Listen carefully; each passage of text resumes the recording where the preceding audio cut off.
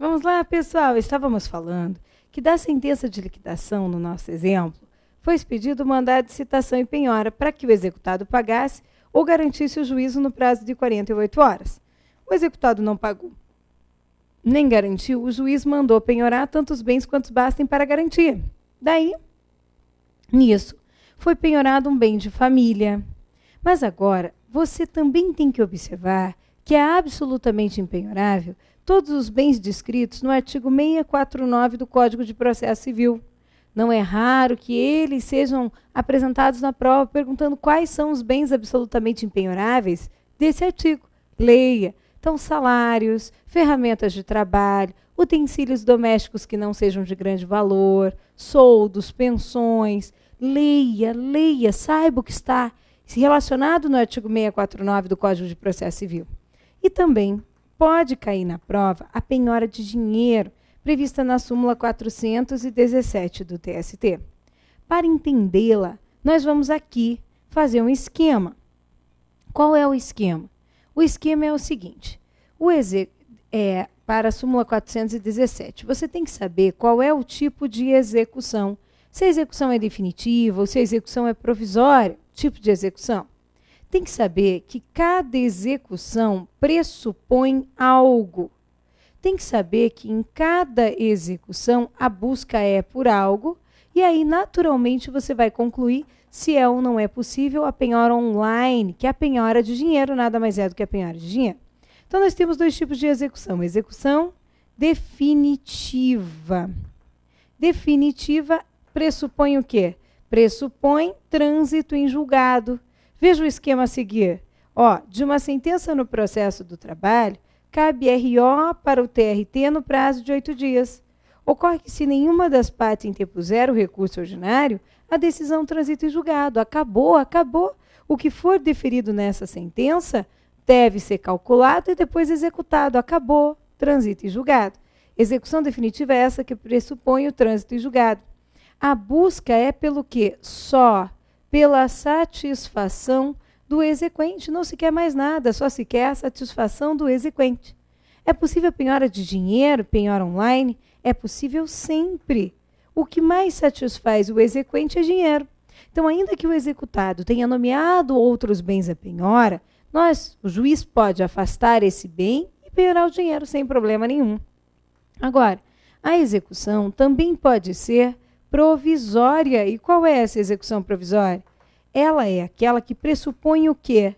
Pressupõe recurso, pendência de recurso. Avalie aqui comigo no quadro ao lado. De uma sentença no processo do trabalho, cabe RO. Você lembra que os recursos no processo do trabalho têm efeito meramente devolutivo, que não tem efeito suspensivo? Aqui o RO foi interposto, mas por não ter efeito suspensivo, ele não tem o condão de impedir o início da execução. Que execução é essa? É a execução provisória. Ela vai até onde no nosso processo? Até a penhora. A execução provisória, portanto, é essa em que está pendente o julgamento de um recurso. Já aproveitamos para tratar de execução definitiva e provisória agora, que é um dos itens comuns em nosso edital. Então, a busca é pelo quê? Toda execução visa a satisfação do exequente, toda a execução. Mas não só, se exige mais, se exige também uma execução que seja menos gravosa possível para o executado. Visa-se a satisfação do exequente e também uma execução menos gravosa para o executado. O que é possível? É possível penhora de dinheiro? Cuidado, a resposta é sim. É possível penhora de dinheiro, mas não é sempre. É sim. É possível sim, mas não sempre. É possível salvo quando o executado nomeia outros bens a penhora. Entre nada e dinheiro, nós podemos penhorar dinheiro. Mas quando? Porque o executado não tem direito a que a execução se processe de forma nenhuma. Mas entre dinheiro e outros bens, temos que ficar com outros bens. Porque penhorar dinheiro num caso como esse tornaria a execução muito, muito gravosa para o executado. Então, a execução provisória é aquela que está pendente o julgamento de recurso, visa a satisfação do exequente também, uma execução menos gravosa ao executado. Podemos fazer penhora online, penhora de dinheiro? A resposta é sim, mas não é Sempre. Podemos penhorar dinheiro, sim, salvo se o executado nomear outros bens a penhora. Na definitiva, pode ser feito penhora de dinheiro? Pode, quando sempre. Sempre, quando sempre, sempre, sempre, sempre. E o executado não tem direito a que os bens penhorados fiquem depositados na própria conta. Isso não, ok? Vamos mais. Continuando. Então, vamos imaginar, voltando no nosso exemplo, que, lembra dele, começou no bloco passado, o juiz escolheu o perito calculista para apresentar os cálculos que apresentou aqueles cálculos errados. Em vez de calcular 2 horas extras por dia, ele calculou só uma, prejudicou o exequente. Em vez de calcular 50%, calculou 100%, prejudicou o executado, porque contrariou o título executivo. O juiz seguiu o caminho sem manifestação das partes, sem problema nenhum, e proferiu a sentença de liquidação, homologando esses cálculos errados. Como se não bastasse, da sentença de liquidação foi expedido o mandado de citação e penhora para que o executado pagasse ou garantisse o juízo. Como ele não fez nada disso, o juiz penhorou um bem de família, que nós vimos que é um bem impenhorável. Penhorou bem de família no valor de 100 mil, portanto, o juízo foi garantido. Da garantia do juízo, surge para o executado a possibilidade de apresentar embargos à execução. Nesses embargos à execução, o executado vai tratar da impenhorabilidade do bem de família e, além disso, vai impugnar os cálculos. Veja, a sentença tinha deferido o adicional de 50%. O perito calculou 100%. Os cálculos estão incorretos, merecem ser refeitos. O perito calculou 100%, enquanto na sentença foi deferido 50%. Os cálculos estão incorretos. Vamos lembrar ao juiz, nesses embargos à execução, que não é possível modificar ou inovar a sentença liquidando, nem discutir matéria pertinente à causa principal. Bom, o que aconteceu? Nós arguímos a impenhorabilidade, impugnamos os cálculos de liquidação. E aí, temos que apontar o valor com o qual não concordamos. Nós, executados, dos 70 mil reais, não concordamos com 30 mil reais do total. Dissemos que os cálculos estão incorretos quanto a isso? Bom, o exequente tem o mesmo prazo que o executado, só que para impugnar a sentença de liquidação. Tem interesse em impugnar? Tem, porque o perito, em vez de calcular 2 horas extras por dia, como havia sido deferido a ele, calculou uma só, não foi? Então, em vez de calcular 2 horas extras por dia, calculou 1 hora só. O que o exequente dirá ao juiz? Juiz, não é possível modificar ou inovar a sentença liquidanda, nem discutir matéria pertinente à causa principal. Os cálculos estão incorretos, têm que ser refeitos. E ele diz que entende que tem direito, não a 100 mil, mas a 120 mil reais. O executado, portanto, entende que deve só 70, que 30 são indevidos. O exequente entende que tem direito a 120 mil reais e não só a 100. E o juiz julga tudo na mesma sentença na execução. Nessa sentença na execução, o que ele diz? Ele diz que o bem não é um bem de família, diz que o bem é penhorável. Então, julga improcedente os embargos à execução. Julga improcedentes também os erros de cálculo apontados. Entende que o valor é de 100 mil reais mesmo. Não é de 70, como disse o executado, nem de 120, como sustentou o exequente. O valor é de 100 mil mesmo. Julgou os embargos à execução e a impugnação à sentença de liquidação na mesma sentença. Disse, ali não tem bem de família. Se fosse de família, seria impenhorável. Mas esse não é o único imóvel residencial pertencente ao executado. Penhorável, portanto. E disse que os cálculos estão corretos, 100 mil reais. Dessa sentença na execução cabe agravo de petição pelo executado. Vamos imaginar que foi o executado quem quis interpor o agravo de petição. Neste caso, é preciso observar um requisito específico do agravo de petição, previsto no artigo 897, parágrafo 1º da CLT. É preciso delimitar. Delimitar o quê? Delimitar matérias e delimitar valores. Matérias e valores impugnados. É preciso delimitar matérias e delimitar valores impugnados. Então, o executado não concorda com quanto? Com 30 mil reais. Valor impugnado, 30 mil reais. Matéria impugnada, ele dirá qual é? Adicional de horas extras. O perito calculou 100%, quando a sentença liquidanda havia deferido 50%. Os cálculos estão incorretos nesse ponto. Por que é que o executado tem que delimitar matérias e valores impugnados? Por que é? Para que a execução possa prosseguir quanto à parte remanescente. Então, 70 mil reais podem ser liberados se tivessem sido penhorados em dinheiro para o exequente, porque a execução vai prosseguir quanto à parte remanescente, ok? Então, do agravo de petição, o que você precisa saber? Ele é o recurso cabível de uma sentença na execução. Quem julga? O TRT. Qual o prazo? Já vimos antes, 8 dias. E agora você sente um pressuposto que é específico, que é a delimitação de matérias e de valores impugnados. E o recurso de revista? Desta decisão do TRT em agravo de petição, vem o recurso de revista. Recurso de revista na execução, lembra disso? É só quando ofender a Constituição. Só. E os embargos ao TST? Embargos ao TST na execução. Gente, embargos ao TST cabem, lembram, quando a decisão da turma. Quem julga o recurso de revista, você viu aqui que é o TST? Quem dentro do TST? Uma de suas turmas. Embargos ao TST cabem de decisão de turma do TST, que contrariar acórdão de outra turma. Ou então, dessa decisão de turma do TST, que julgou o recurso de revista, por exemplo, que contrariar a SDI. Cabe desta decisão do TST, de turma do TST, que contrariar acórdão de outra turma ou acórdão da SDI. Mas na execução, desde que esses acórdãos estejam interpretando a Constituição.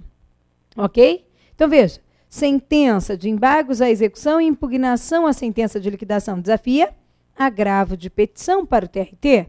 Repassando, o agravo de petição tem um pressuposto específico, delimitação de matérias e valores impugnados. Isso é para quê? Para que a execução possa prosseguir quanto ao remanescente, quanto ao valor remanescente. Da decisão do TRT em agravo de petição, vem o recurso de revista para o TST. Recurso de revista na execução é só quando ofender a Constituição. Da decisão do TST em recurso de revista, cabe pensar em embargos ao TST. Cabe de decisão de turma, que contrariar acórdão de outra turma, ou que contrariar acórdão da SDI, desde que na interpretação da Constituição. Perfeito. Aqui. Agora, vamos imaginar que todos os recursos foram interpostos e a decisão foi mantida, a decisão de improcedência. O bem era penhorável e o valor é de 100 mil reais. Acabou. Se esgotaram-se todos os recursos, transita em julgado a decisão na execução. Então, veja, a sentença foi de improcedência para os embargos e para impugnação, o agravo de petição também, o recurso de revista também, os embargos ao TST também e o recurso extraordinário também. Transita em julgado a sentença na execução. A sentença que disse que o exequente tem direito a 100 mil reais. A mesma coisa ocorre quando, dessa sentença na execução, que julga tudo improcedente, portanto, entende que o valor devido é mesmo de 100 mil reais e o bem podia ser penhorado, nenhuma das partes, no prazo de 8 dias, interpõe o agravo de petição. Se nenhuma das partes interpõe, trânsito em julgado. Aqui nessa execução também. Acabou. Quando transita em julgado a decisão da execução, acabou, já sei qual é o valor devido. E agora? Agora é o momento, começam os atos de encerramento da execução. Atos de encerramento da execução aqui no nosso processo do trabalho. Como é que ele vai funcionar? Tudo está lá, no artigo 888 da CLT. Gente, quando transita em julgado a sentença, a decisão na execução, nós vamos olhar. Olhar para o quê? Olhar para o que há, para a garantia do juízo. Temos que olhar. Porque se o que tiver para garantia do juízo for dinheiro, por despacho, o juiz vai mandar liberar esse dinheiro. Isso está lá no 899 da CLT. Por simples despacho, o juiz vai mandar liberar o dinheiro. Agora, gente, se o que tiver lá for um bem garantindo o juízo, como no nosso caso, tinha um bem que foi nomeado para garantia do juiz, que depois o executado disse que era um bem de família, mas o juiz disse que não é. Não era e transitou em julgado a decisão dizendo que não era bem de família, que podia ter sido penhorado. Então, quando eu olho para o que eu tenho para garantia do juiz e vejo que é dinheiro, que é por simples despacho, o juiz manda liberar. Mas quando eu vejo que é um bem, então começa a asta pública. Vai ocorrer a venda do bem, eu vou pegar o dinheiro, vou dar para o exequente. Acabam os atos de encerramento da execução vão ocorrer assim. O primeiro passo, em primeiro lugar, o juiz vai determinar a avaliação do bem, a qual ocorrerá em 10 dias. O avaliador fará a avaliação em 10 dias. Depois disso, ele vai designar a asta pública para a venda do bem. Esta asta pública, gente, ela vai ser publicada. Esse edital de asta pública vai ser publicado em jornal oficial ou então no que publicar o expediente forense com antecedência mínima de 20 dias. Então, edital de asta pública, contendo dia, hora, enfim, ele vai ser fixado, o edital vai ser fixado, edital, tá? Fixado na sede do juízo ou do tribunal e também vai ser publicado em jornal local. Jornal local, tudo com antecedência mínima de 20 dias aqui no nosso processo. Beleza. Então, no dia da asta pública, vai ocorrer a arrematação do bem.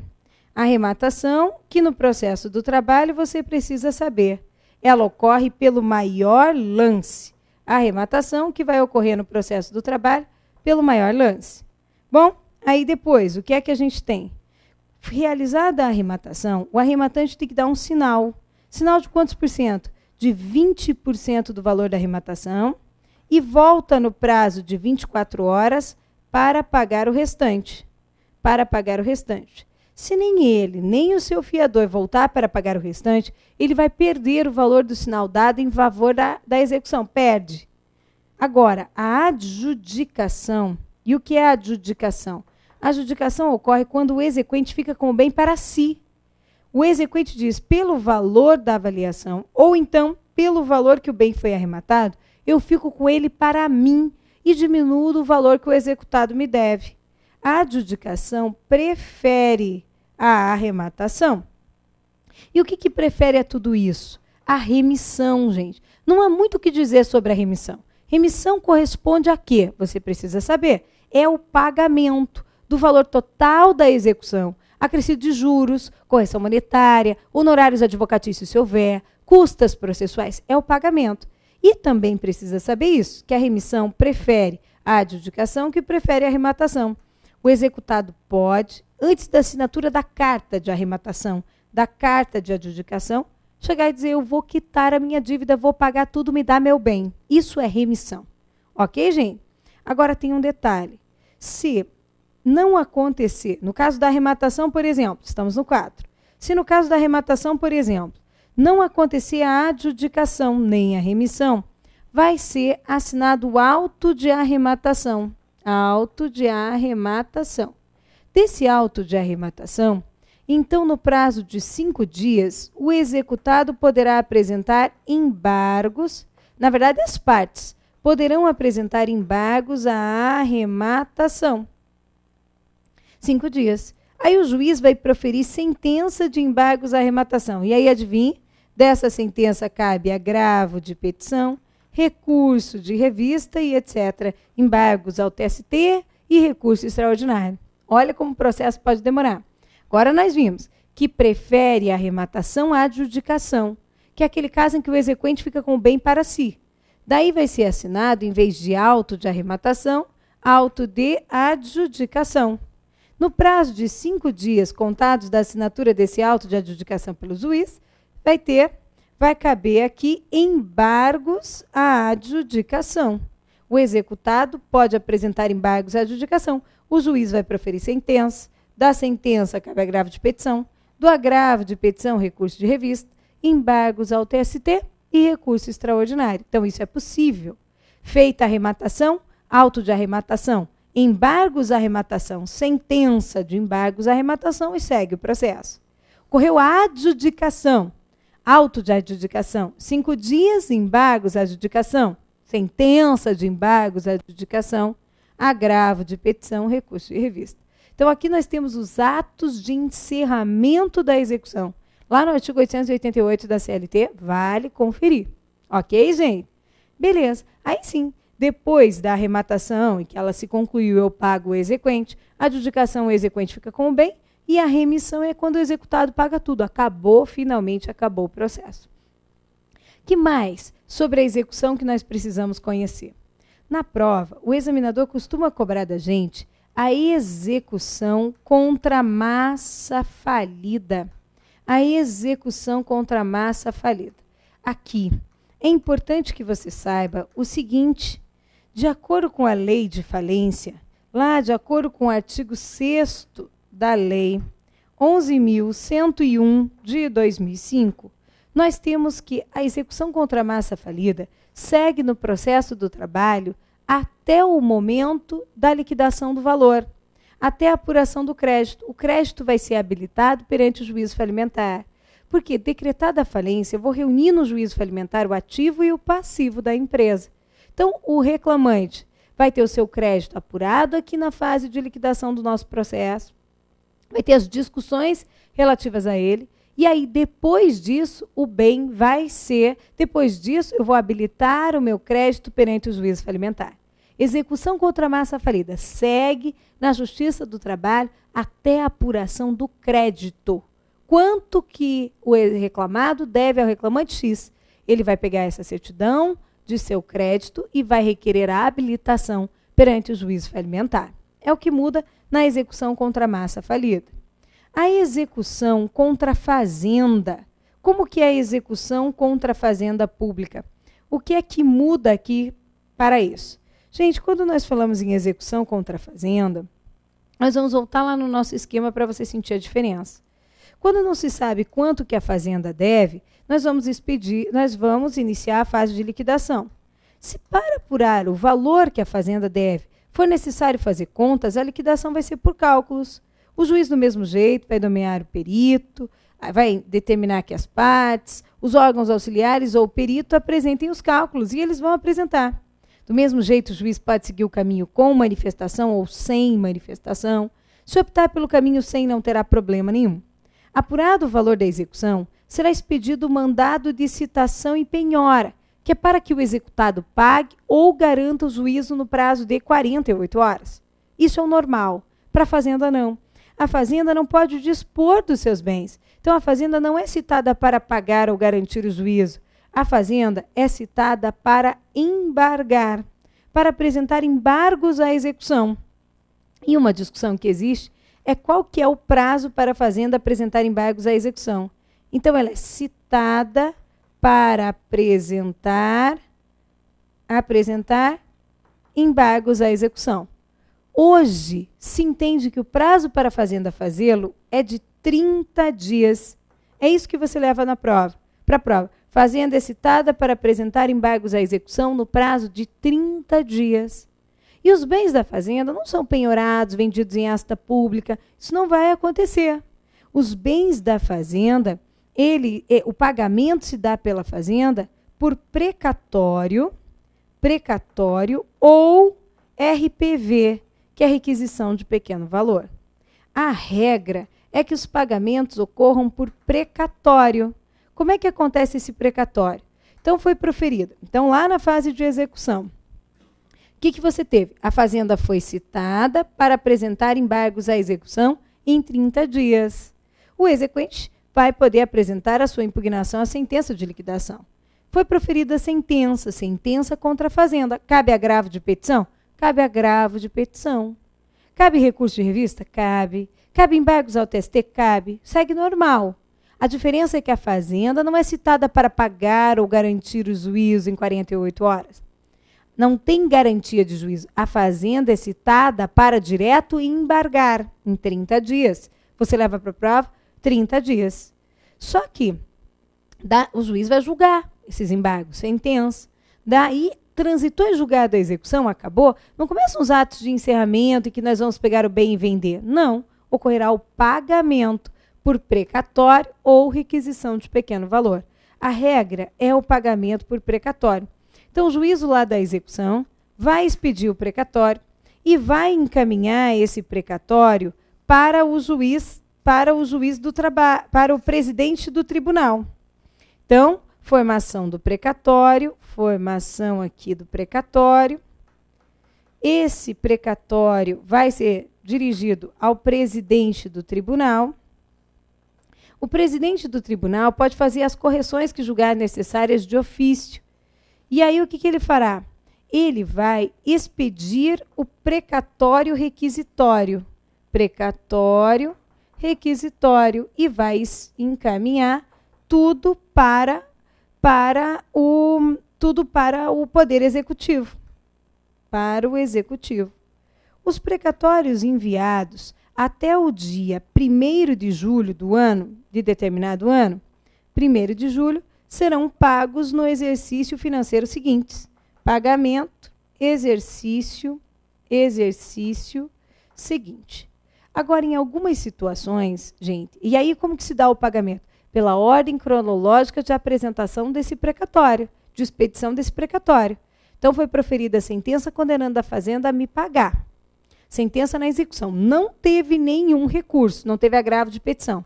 Então, forma-se o precatório, o presidente do tribunal vai expedir o precatório requisitório, vai encaminhar ao Poder Executivo. E os precatórios encaminhados até 1º de julho desse ano deveriam ser pagos no exercício financeiro seguinte. Vão ser incluídos no orçamento e pagos no exercício seguinte. Agora, é possível que ocorra o sequestro da quantia. O sequestro é aquela hipótese em que o tribunal vai mandar penhorar o dinheiro direto. O sequestro da quantia. Mas isso só ocorre, gente, em 2 casos. Sequestro da quantia, determinada pela Constituição, lá no artigo 100, parágrafo 6º. E é possível que ocorra apenas quando houver preterimento do direito de precedência. Então, por exemplo, os precatórios não são pagos pela ordem cronológica de apresentação. Então, se for preterida a minha vez, o meu direito de precedência, então é possível que o tribunal determine o sequestro da quantia, penhore dinheiro da fazenda. Ou então, quando não ocorrer, alocação orçamentária. O que isso quer dizer? Quando o valor não for alocado, não for incluído no orçamento. Agora, cuidado, porque nós temos uma OJ, que é a OJ3 do Tribunal Pleno, e essa OJ diz que só vai ocorrer o sequestro na primeira hipótese. Essa OJ tem que ser modificada, porque a Emenda Constitucional 62 alterou o artigo 100, parágrafo 6º da Constituição. Sequestro ocorre quando ocorrer preterimento do direito de precedência ou então quando ocorrer a não alocação orçamentária. Cuidado com a OJ3 do Tribunal Pleno. Pagamento da fazenda ocorrerá por precatório ou então por RPV. O que é RPV? RPV é requisição de pequeno valor. Aí, quando que vai acontecer por requisição de pequeno valor? Porque nesse caso é simples. Em 60 dias ocorrerá o pagamento. Em 60 dias, o poder público fará o pagamento após esgotado o prazo para a fazenda opor embargos. Então, 60 dias sem pagamento, ocorrerá o sequestro. Então, nas hipóteses de RPV, o pagamento tem que ocorrer em 60 dias, sob pena de direto sequestro da quantia. E aí os valores eles serão definidos por lei. Para a União, o valor já está definido. É de 60 salários mínimos. Então, até 60 salários mínimos, o pagamento ocorre por requisição de pequeno valor. Para os estados é de até 40 salários mínimos. E para os municípios, o valor é de até 30 salários mínimos. 30 para os municípios, 40 para os estados e 60 para a fazenda. Então, ocorrerá pagamento por requisição de pequeno valor. Não foi feito o pagamento, sequestro da quantia. Tudo bem, gente? Então, execução contra a fazenda. O que é que muda na nossa execução? Naquela que você conhece. O executado é citado para pagar ou garantir o juízo? Não. A fazenda não dispõe de seus bens. A fazenda é citada para embargar em 30 dias e depois vai ter uma decisão de embargos da qual cabe agravo de petição. Se não acontecer, então vai ocorrer o pago, ou então, se acontecer, foram interpostos os recursos, remessa necessária, tudo direitinho. Aí o que vai ocorrer? Vai ocorrer o pagamento. Pagamento de que forma? Ou por precatório, que é a regra, ou requisição de pequeno valor. Ok, gente? Finalizaremos a execução na nossa próxima aula. Eu espero vocês. Até lá!